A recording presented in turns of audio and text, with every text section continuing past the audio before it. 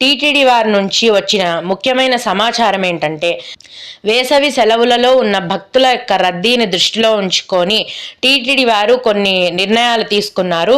అదేంటంటే, వేసవి సెలవులలో సామాన్య భక్తులకే ఎక్కువ ప్రాధాన్యతను ఇవ్వటం కోసం విఐపి బ్రేక్ దర్శనాన్ని ప్రోటోకాల్ విఐపీస్కి మాత్రమే లిమిట్ చేశారండి.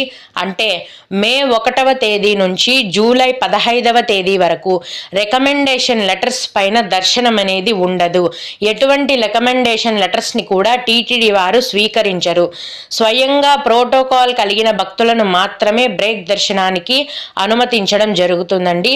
అయితే శ్రీవాణి బ్రేక్ దర్శనం టికెట్లను బుక్ చేసుకున్న వారికి మాత్రం యథావిధిగా ముందులాగే దర్శనాలు అనేవి కొనసాగుతాయి. ప్రోటోకాల్ కలిగిన భక్తులను కూడా ఉదయం 6 గంటలకే విఐపి దర్శనంకి అనుమతిస్తారు. కాబట్టి మే 1వ తేదీ నుంచి జూలై 15వ తేదీ